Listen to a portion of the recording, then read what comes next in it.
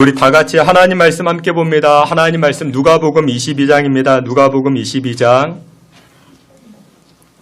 31절부터 34절까지입니다. 하나님 말씀 누가복음 22장 31절부터 34절까지 우리 한 절씩 교독해 봅니다. 제가 31절 여러분들이 시몬아 시몬아 보라 사탄이 너희를 밀가부르듯 하려고 요구하였으나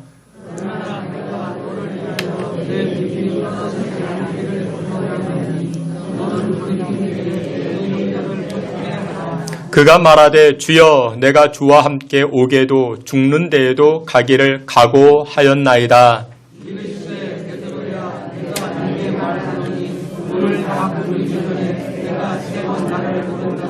부인하리라 하시니라. 아멘. 이 시간에 우리 임마누엘 찬양제 통해서 하나님께 영광 돌리겠습니다.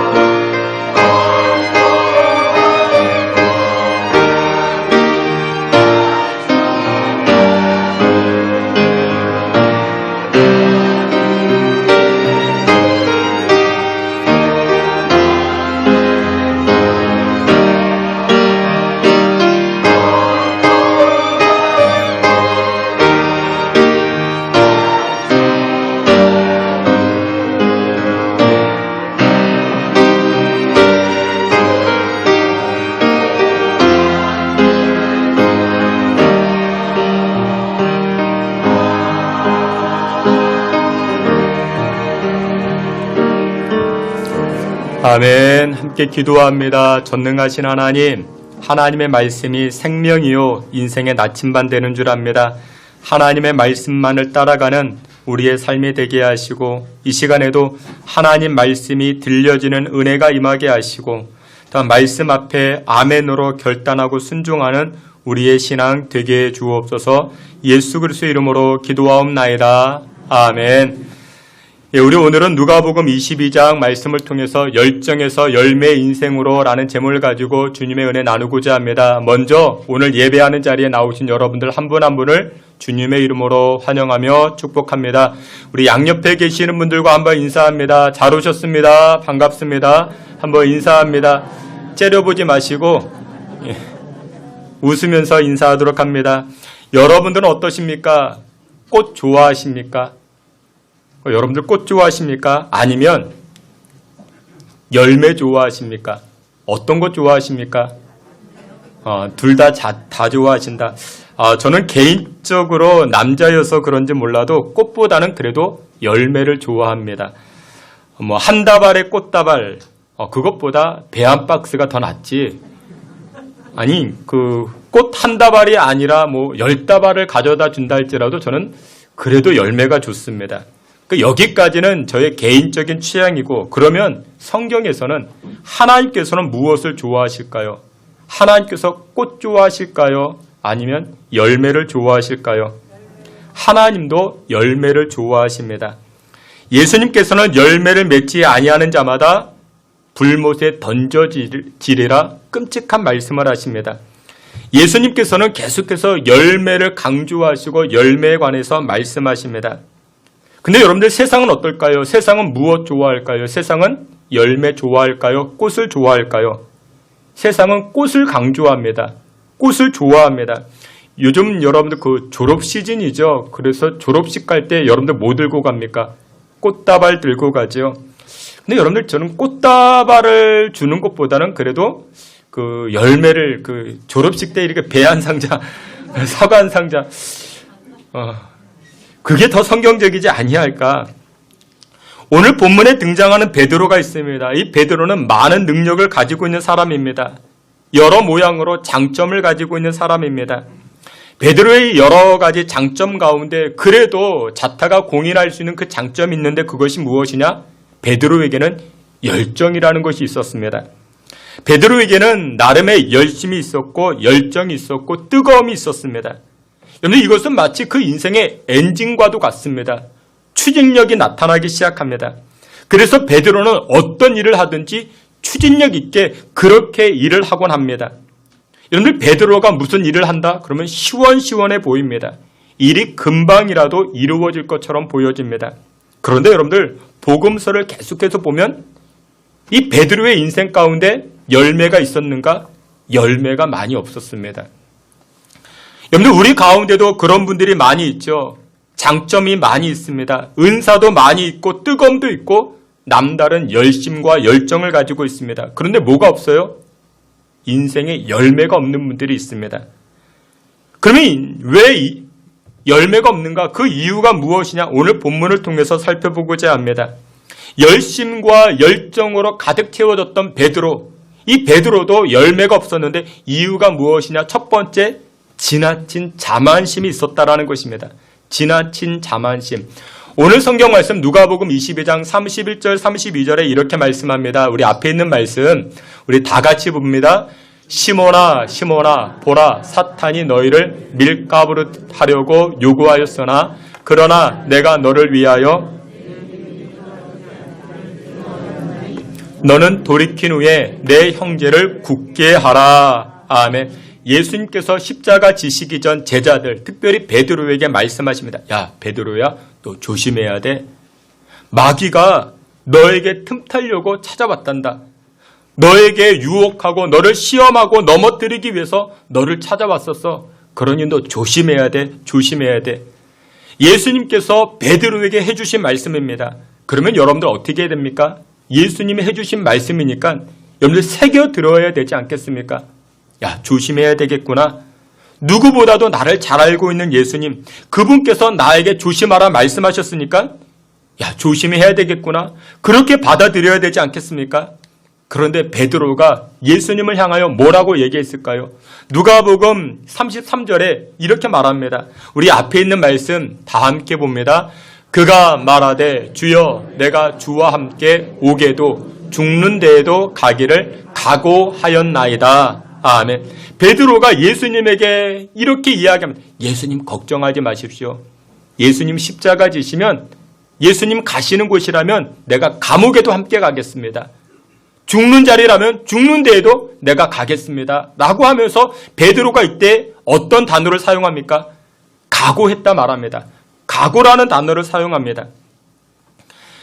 뿐만 아닙니다. 마태복음 26장 33절에도 베드로가 이처럼 말씀합니다. 우리 앞에 있는 말씀 마태복음 26장 33절 다 함께 봅니다. 베드로가 대답하여 이르되 모두 주를 버릴지라도 나는 결코 버리지 않겠나이다. 아멘. 예수님께서 십자가를 말씀하셨을 때 제자들이 다 도망갈 것이라 예수님 말씀하셨을 그때에 베드로가 또 뭐라고 이야기합니까? 예수님 걱정하지 마십시오.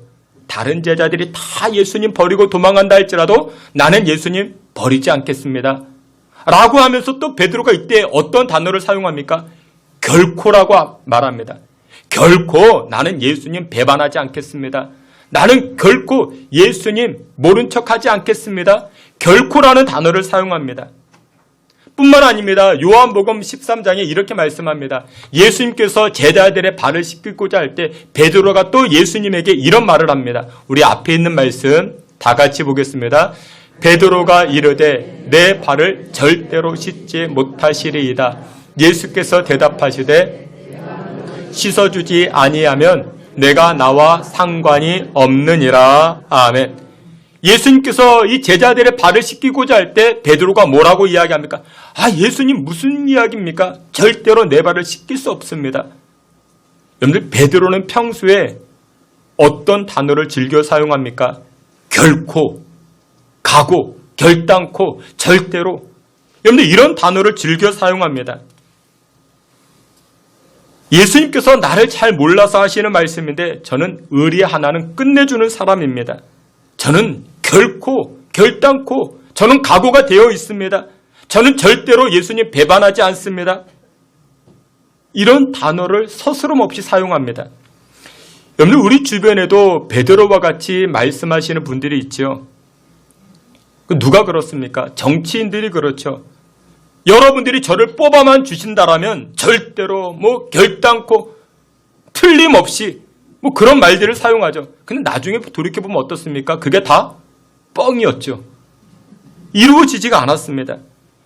오늘 베드로는 어떻습니까? 베드로는 지금 자만심으로 가득 채워져 있습니다. 베드로는 허영심으로 가득 채워져 있었습니다. 여러분 이 자만심과 허영심으로 채워진 사람들은 결코 사람들에게 사랑받지 못하게 됩니다. 결코 사람들에게 인정받지 못하게 됩니다. 사도 바울이 빌립보 교인들을 향하여 이런 표현을 사용합니다. 빌립보서 2장 12절에 보니 이렇게 말합니다. 그러므로 나의 사랑하는 자들아, 나의 사랑하는 자들아.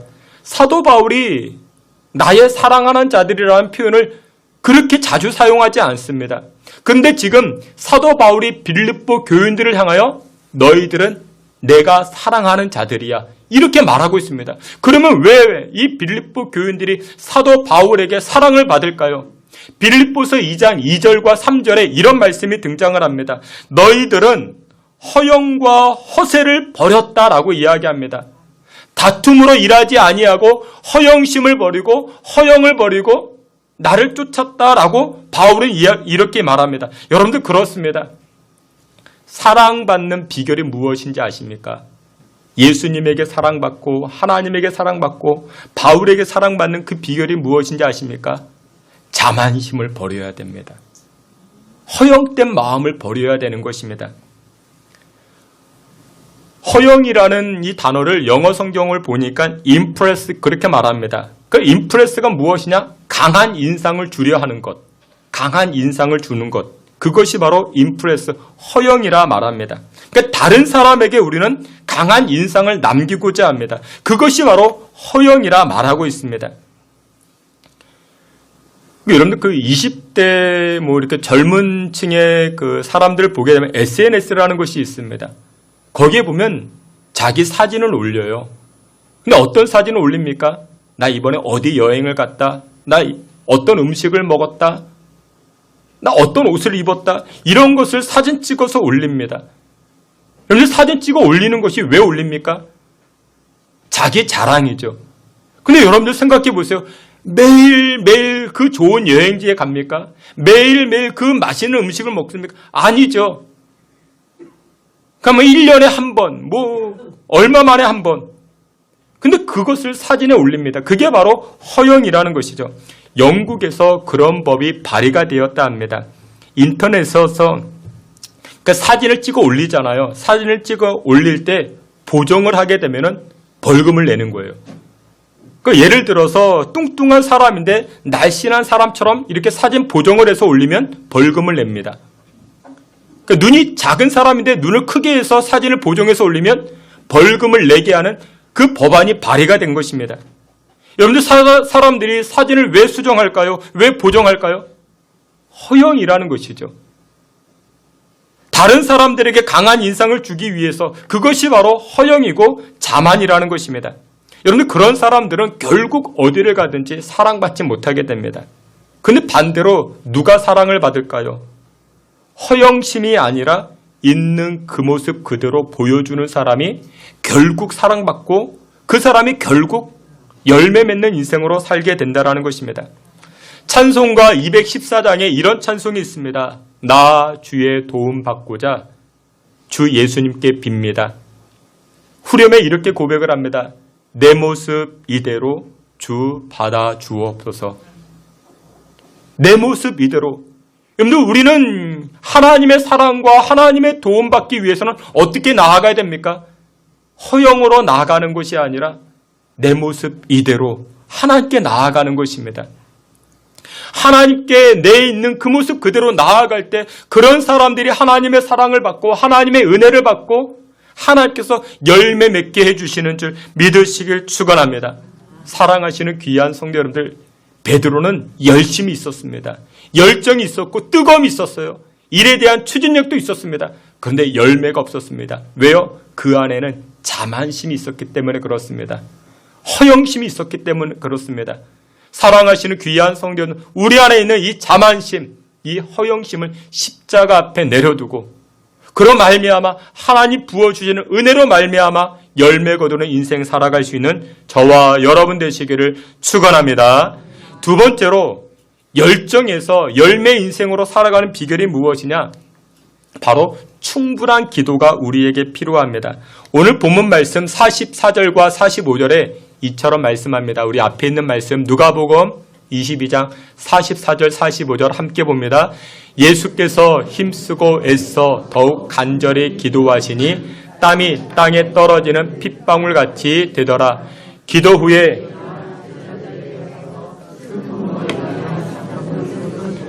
아멘. 예수님께서 십자가 지시기 전에 간절히 기도하십니다. 근데 예수님께서 얼마나 간절히 기도하셨던지 예수님의 그 땀방울, 기도하면서 흘렸던 땀방울이 핏방울처럼 되더라. 그렇게 말씀합니다. 그러니까 얼마나 간절한 기도였는가를 우리에게 보여줍니다. 근데 예수님께서 항상 기도하러 가실 때는 제자들을 데리고 가십니다. 꼭 3명의 제자들을 데리고 갑니다. 누구였는가? 베드로, 야고보, 요한. 이 3명을 데리고 갑니다. 근데 예수님과 함께 기도할 때 이 제자들이 어떻게 해야 됩니까? 예수님과 함께 기도해야 되겠죠. 근데 여기 보니까 45절에 이 제자들이 무엇했대요? 잠들었대요. 잠을 자버립니다. 아니 조금 후에 예수님 십자가 지시는데 베드로가 얘기했잖아요. 예수님 걱정하지 마십시오. 예수님이 감옥에 끌려가든지 죽는 자리에 가든지 내가 그 자리까지 따라가겠습니다. 그렇게 자신만만했던, 그렇게 선포했던 베드로였는데 지금 무엇하고 있어요? 잠자고 있습니다. 여러분들 우리 인생 가운데에도 열매가 없는 이유가 무엇이냐? 충분한 기도가 필요한 것입니다. 예수님께서는 항상 베드로, 야고보, 요한 이 3사람을 데리고 다닙니다. 왜 그랬는가? 이들은요 다른 제자들과 달리 남다른 열정이 있었습니다. 남다른 의욕이 충만했던 제자들이었습니다. 그래서 예수님 알았던 것이죠. 야, 너희들은 다른 제자들보다 더 많은 기도가 필요해. 의욕과 열정 플러스 기도가 있어야만이 너희들은 열매를 거둘 수 있기 때문에 그래서 예수님은 항상 기도하는 자리에 이 제자들을 데리고 다닙니다. 여러분들 베드로, 이 베드로가 얼마나 열정이 가득했습니까? 어느 날 예수님이 물 위를 걸어오십니다. 예수님이 물 위를 걸어올 때 다른 제자들은 다 무서워서 벌벌 떨고 있는데 이 베드로만큼 뭐라고 얘기합니까? 예수님, 예수님, 나도 예수님처럼 물 위를 걸어볼 수 있게 해달라. 그렇게 요청을 합니다. 아니 다른 제자들은 다 숨어서 벌벌 떨고 있는데 그런데 이 베드로만큼은 의욕이 있어요. 열정이 있어요. 그래서 예수님에게 물 위를 걷게 해달라 그렇게 요청했던 제자입니다. 야고보, 요한, 이 제자들은 어떤 사람입니까? 이들에게는 별명이 있습니다. 우레의 아들이래요. 여러분 천둥 번개가 칩니다. 얼마나 일을 적극적으로 하는지 모릅니다. 우르릉 쾅쾅합니다. 그만큼 의욕이 앞장서는 사람들이고 그런 열정이 있었던 제자들이 야고보와 요한이었었죠. 근데 예수님 알았죠. 인생은 의욕과 열심만을 가지고 사는 게 아니야. 열매를 거두기 위해서는 그것 플러스 무엇이 필요해? 기도가 필요한 거야. 그래서 예수님은 이것을 아시고 베드로와 야고보와 요한 이 세 사람을 데리고 기도의 자리로 항상 함께 가십니다. 근데 오늘 본문에 보니까 이 제자들이 뭐 하고 있어요? 예수님과 함께 기도해야 되는데 기도하지 않고 잠들어 버렸습니다. 여러분들도 마찬가지죠. 나름의 열심과 나름의 계획이 있고 나름의 그 뜨거움이 있고 열정이 있죠. 근데 여러분들의 인생 가운데 열매를 거두기 위해서는 그것만으로 되지 않습니다. 그것 플러스 뭐가 필요해요? 기도가 필요합니다. 우리 이번에 이제 고등부 졸업하고 이제 사회로 또한 이제 새로운 학급으로 이렇게 진급하는 우리 학생들 나름의 그 계획이 있죠. 야, 내가 이제 새롭게 시작되니까 나름의 어떤 그런 뜨거움도 있고 열정도 있을 수 있겠죠. 근데 기억하세요. 그것 플러스 기도가 있어야만이 여러분들의 인생 가운데 열매 맺는 인생이 됩니다. 화려한 인생 살고자 생각하지 마십시오. 여러분들 화려한 인생은 어때요? 여러분들 그 졸업할 때 졸업식 때 받은 꽃다발 있죠? 지금 어때요? 꽃처럼 살고자 하면은 그 꽃다발처럼 됩니다. 지금 다 시들어 버렸죠. 여러분들 우리 인생은 열심과 열정과 플러스 기도로 나아가야만이 여러분들 열매 맺는 인생이 될 수가 있더라는 것이죠. 어떤 아버지 어부가 그 배를 타고 이렇게 이제 그물질하면서 물고기를 잡는 그런 어부가 있었습니다. 이제 연로해가지고 자기 아들에게 이제 배를 물려주면서 이제 사업적 마인드뿐만 아니라 이제 영성까지도 물려주고자 했던 것 같습니다. 아들을 태우고 이제 노젓는 배를 타고 이제 먼 이제 강까지 나가는 것입니다. 근데 이 배에는 특이한 점이 있습니다. 노가 두 개가 있죠. 이 노를 저어서 앞으로 나아가야 되는데 한쪽에는 일하라 이렇게 쓰여져 있고 다른 한쪽에는 기도하라 이렇게 쓰여져 있는 것입니다. 아들이 궁금해서 아버지에게 물어봅니다. 아빠 고기를 잡을 때 말이지 일만 하면 되지 그물만 잘 내리면 되지 무슨 기도가 필요합니까? 이렇게 묻자 아버지가 아들에게 일러줍니다. 예, 네가 한번 이 노를 저어봐라. 네가 말했던 일하라. 이 노만 저어봐라. 여러분들 배에 노를 저어보셨습니까? 한쪽만 적게 되면 어떻게 됩니까? 앞으로 나가지 못하죠. 뱅글뱅글 그 자리를 돌기 시작합니다. 그러면 반대로 기도하라. 그 노만 저어봐라. 또 이 기도하라 노를 저었더니 또 반대쪽으로 왼쪽으로 뱅글뱅글 돌기 시작합니다. 일하는 것도 중요하고 플러스 기도하는 것도 중요하다. 공부하는 것도 중요하고 기도하는 것도 중요하다. 사업하는 것도 중요하고 기도하는 것도 중요하다. 함께 가야 된다. 함께 가야만이 배가 앞으로 나아가듯이 하나만 해서는 안 된다라고 일러주기 시작합니다. 여러분들 그렇습니다. 우리 인생 가운데 남다른 열정이 있고 남다른 열심이 있습니다. 뜨거움이 있습니다. 그것 플러스 무엇이 되어야만이 열매를 거둘 수 있는가? 기도가 필요합니다. 우리 오늘 수유하는 학생들 지금까지 열심히 공부했는 줄 압니다. 앞으로도 열심히 공부해야 할 것입니다. 직장 생활하시는 분들도 계시고 사업하시는 분들도 계실 것입니다. 열심히 직장 생활하시고 열심히 사업도 하셨을 것입니다. 근데 결국 열매 거두기 위해서는 무엇이 함께 가야 됩니까? 기도하라. 기도가 함께 가야 됩니다. 그런데 오늘 본문에 보십시오. 그런데 이 베드로는 열심히 있었습니다. 뜨거움이 있었습니다. 하지만 무엇이 없었어요? 기도가 없었죠. 기도할 시간에 잠들어 버렸습니다. 그러자 예수님 부인하고 예수님 저주하고 예수님 멀리하는 인생이 되기 시작합니다. 사랑하시는 귀한 성도 여러분들, 여러분들의 삶 가운데 충분한 기도를 통해서 제가 예언합니다. 우리 학생들, 졸업하는 학생들 새벽 기도해 보세요. 그러면 여러분들의 인생 하나님 책임져 주십니다. 열매 거두는 인생으로 하나님 책임져 주십니다. 충분한 기도를 통해서 열매 맺는 그 자리까지 나아갈 수 있는 저와 여러분 되시기를 주님의 이름으로 축원합니다. 마지막 세 번째로 열정에서 열매 인생으로 나아가는 비결이 무엇이냐? 이 베드로는 예수님을 멀찍이 따라갔기 때문에 열매 없는 인생을 살아가게 됩니다. 우리 오늘 본문 말씀 54절 누가복음 22장 54절 말씀, 우리 앞에 있는 말씀 다 함께 보겠습니다. 예수를 잡아 끌고 대제사장의 집으로 들어갈새 베드로가 멀찍이 따라가니라. 아멘. 예수님이 로마 군병에 잡혀서 이제 빌라도 총독 앞에 이제 끌려가게 되었습니다. 예수님 끌려갔습니다. 그러면 예수님을 따라다녔던 제자들이 있었겠죠. 근데 이 제자들 가운데 베드로가 어떻게 합니까? 베드로가 예수님을 멀찍이 따라갔다 말합니다. 멀찍이 따라갔다. 그런데 이 멀찍이라는 단어가 오늘 등장을 하는데 이 멀찍이라는 거리는 가까운 거리도 아닙니다. 그렇다고 눈에서 안 보이는 아주 멀리 떨어진 거리도 아닙니다. 어떤 거리일까요? 어정쩡한 거리입니다. 어정쩡합니다. 어정쩡한 거리를 두고 베드로가 예수님 따라갑니다. 끌려가는 예수님, 어정쩡한 거리를 두고 예수님 따라갑니다. 그러자 베드로의 마지막이 어떻게 됩니까? 예수님 부인하고 예수님 저주하는 그런 모습을 보이기 시작합니다. 여러분들, 우리 삶 가운데 은혜의 열매와 축복의 열매를 거두지 못하는 이유가 무엇이냐? 우리의 신앙생활이 베드로와 같이 예수님을 멀찍이 쫓아가지 않습니까? 예수님을 따라가긴 하는데 예수님과의 거리가 멀찍이 어정쩡한 거리이진 않습니까? 아예 교회를 등진 것도 아닙니다.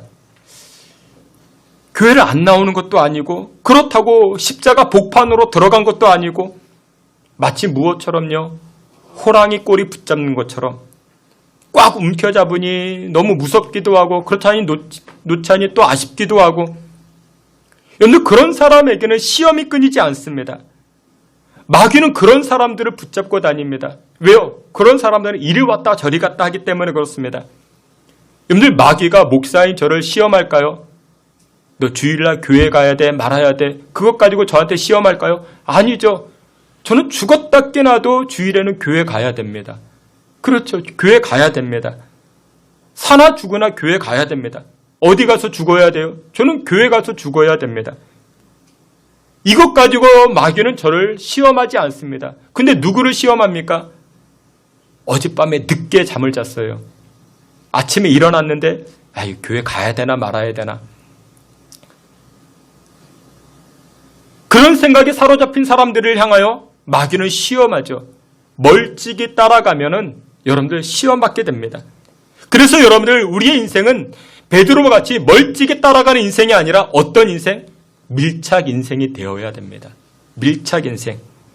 요한복음 15장을 보게 되면 예수님께서 포도 비유 말씀하시죠. 여기에서 보여주는 메시지는 이것입니다. 우리는 죽으나 사나 예수님 붙들고 살아야 된다. 그것을 보여주고 있습니다. 요한복음 15장 5절에요. 이렇게 말씀합니다. 우리 앞에 있는 말씀, 우리 결론적으로 다 함께 봅니다. 우리 고개 들어서 요한복음 15장 5절 다 함께 봅니다. 나는 포도나무요 너희는 가지라. 그가 내 안에 나를 떠나서는 너희가 아무것도 할 수 없음이라. 아멘. 요한복음 15장에서 주는 메시지는 이것입니다. 예수님이 포도나무래요. 우리는 가지래요. 그러면 우리를 통해서 열매를 거두기 위해서는 우리가 해야 되는 것은 멀찍이 떨어져 가면 안 되고 밀착 인생이 되어야 된다. 붙어 있으라 말씀합니다.